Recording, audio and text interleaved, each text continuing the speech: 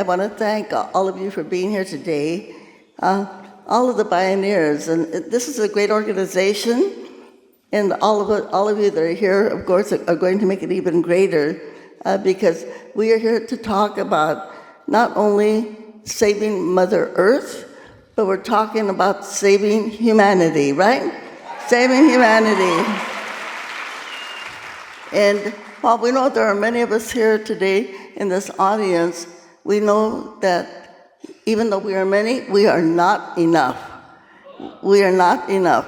And so part of the task that we have to do is how are we going to go out there and organize and recruit and get other people to come and join this movement, because it is so important if we are going to survive. I believe that one of the issues that we have when we talk about environmental justice is that we know it's really difficult here. We're fighting, again, to save Mother Earth and to save our planet here. But at the same time, we have all of these other issues that are facing us every single day that people are suffering. And I believe that maybe one of the ways that we can handle this is to maybe think of some language tools that we have. So as we're organizing for Earth justice, that we are also organizing to challenge some of the other issues that we have in our society. We know that we are still trying to remove ourselves from the legacy of slavery. And this is what we have right now. It seems like we're fighting the Civil War all over again, right? Except that right now we can't do it with guns and ammunition like they did back then. So we have to think of fighting that more with ideas and with words. And we think of the people right now that are being so deprived in our society, and we think of what can we do to help them? Well, I just want to kind of give a few messages that maybe that we can use. And I wanted to start with labor. In a couple of days, we're going to be celebrating the birthday of César Chávez, okay? And we know that César fought for farm workers. And I'd just like to remind everybody that farm workers are essential workers. Unfortunately, the farm workers do not receive the salaries and benefits that other essential workers do, like policemen or firemen, right? So we have to be constantly reminded that it's the farm workers that feed the firemen and the policemen and all of us every single day. And we have to not give up on that struggle, so we will see the day when all of the people that feed us will also be able to get the same kind of protections and the same kind of benefits that many of us receive, especially our professional people. Yeah. And one of the issues that we have is that there's a lot lagging in our educational system. I would really love it if we could have labor studies. And I throw this out often, and I say to audiences, how many of us know how we got the 8-hour day? Well, there was a riot in Chicago because the labor unions were organizing for the 8-hour day.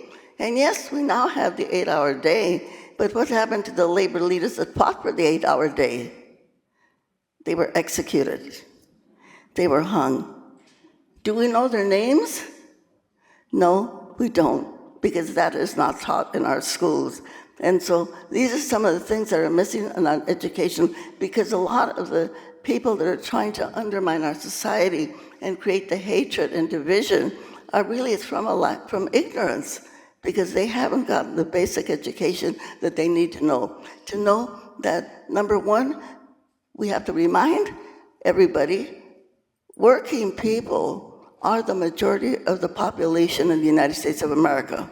It's workers, right? People that work with their hands, the carpenters, the people that pick up our garbage, the people that keep our hotels clean.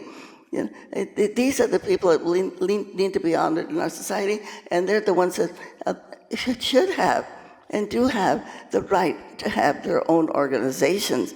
But yet we see when people try to organize, like the farm workers, and people at Amazon, people at Starbucks. Hey, everybody went to Starbucks today, right? That when those workers try to organize, the employers do not cooperate. Even though they win elections, they don't give them the right to have contracts and ignore the bargaining process. So these are things that we have to kind of be mindful of, because as long as we have so much poverty in our country, and we know that workers are not they are not getting the rights that they should have. One of the other issues, of course, that is really big right now in the news in our country is the whole issue of women's reproductive rights, women's right to abortion. So I want to give you a little phrase to remember.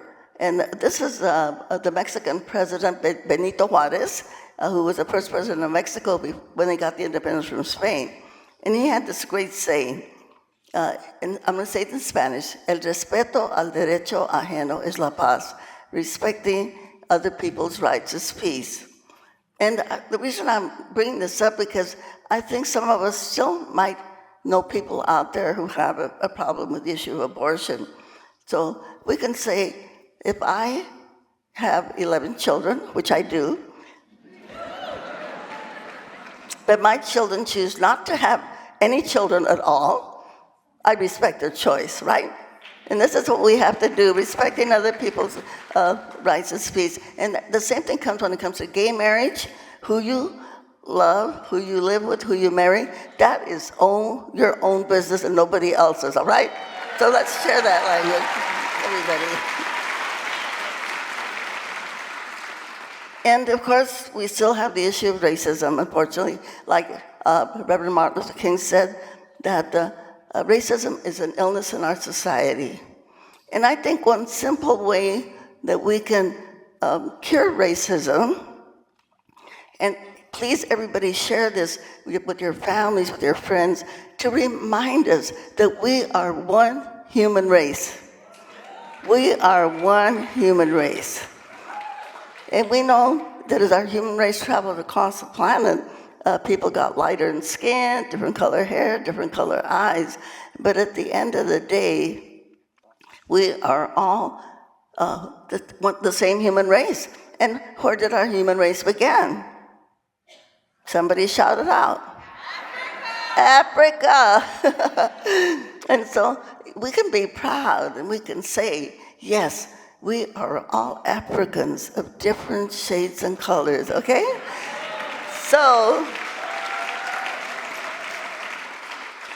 if we can remember that and share that with everyone, and constantly remind, because people don't know that. It's not taught in our school books either. I remember, I think it was in the 3rd grade, that I remember reading that we were Homo sapiens, and that we came from Africa. And I've always carried that with me, and so that way it helps us not only to understand that a way that we can challenge this, because we know while we're really busy trying to fight for environmental justice, we still have to deal with the issues of racism. It's still there. And unfortunately, we have people in our country who are using racism as a way to divide us, and a way to control us, and a way to keep their power. And so we have to find ways that we can absolutely challenge them and let them know that they're not going to be able to divide us on that issue. Because we are one, and we're going to stand together, and we're going to fight.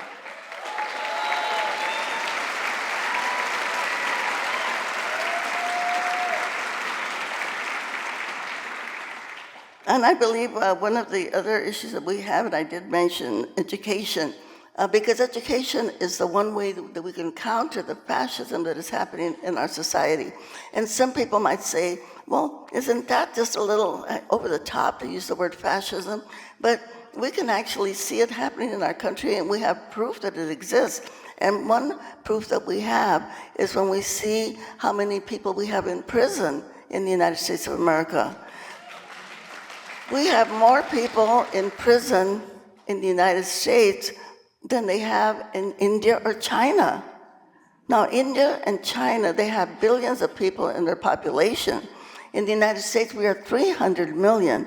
How can it be that we have more people in prison than they do in India or China?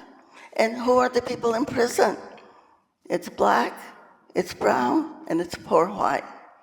And all of that money that is going to prisons, it should be going towards education instead of prisons.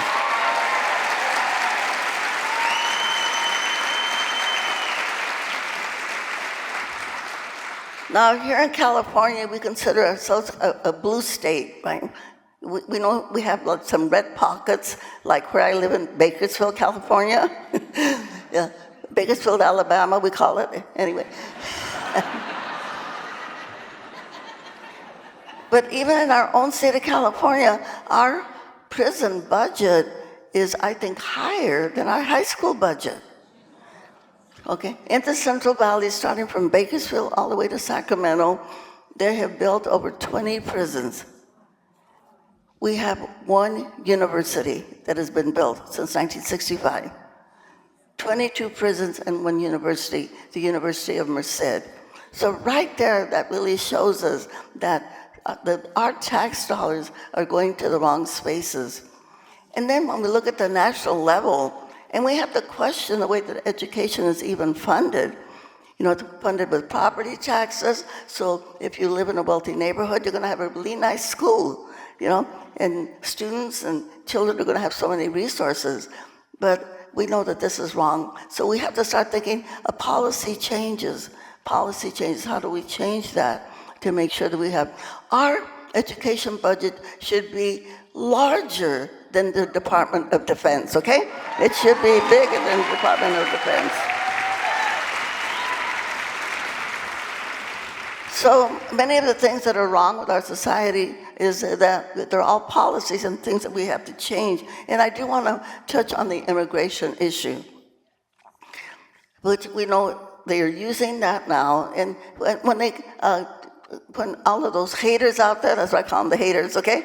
When they attack immigrants, it's kind of an indirect way for them to attack people of color, especially Latinos. I'm gonna say one word, bananas. How many bananas do we eat every day? Does that money go to the people in Guatemala or Honduras? No, it goes to Doe banana. It goes to Chiquita banana. It does not go to the land for the people that produce the bananas, okay?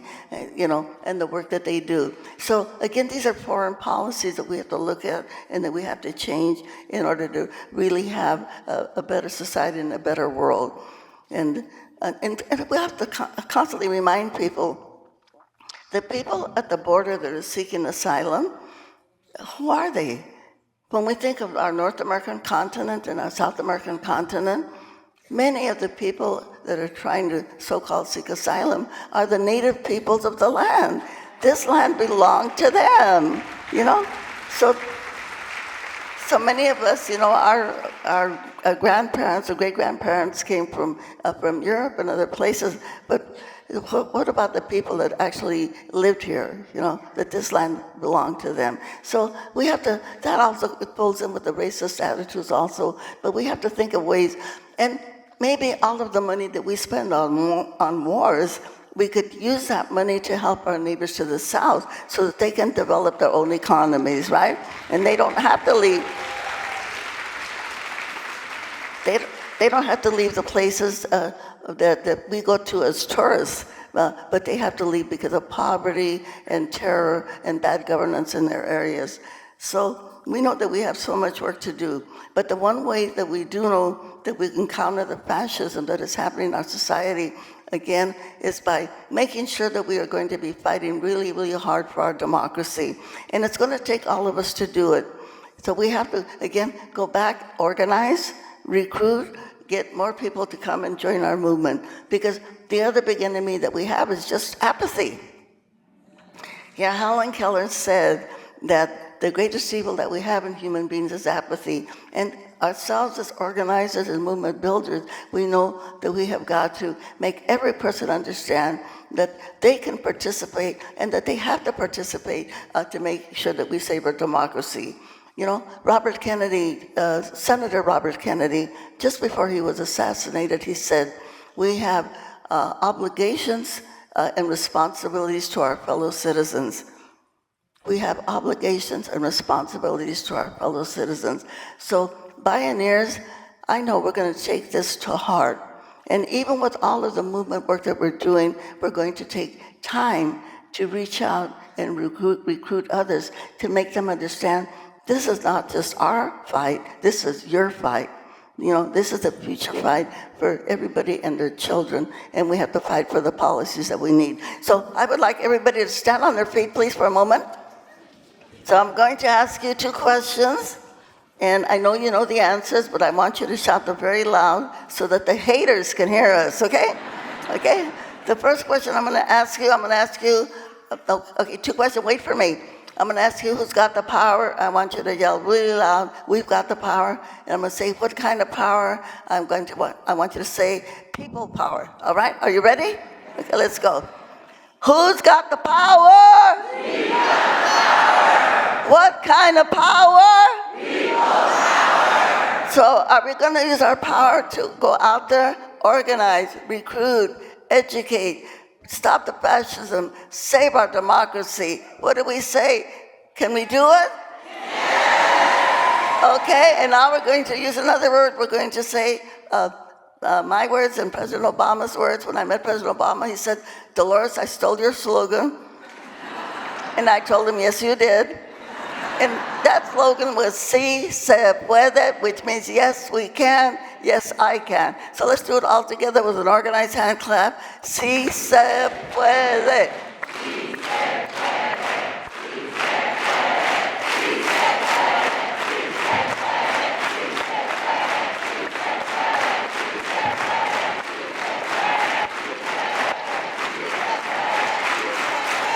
Muchas gracias. Thank you very much. Thank you. Thank you.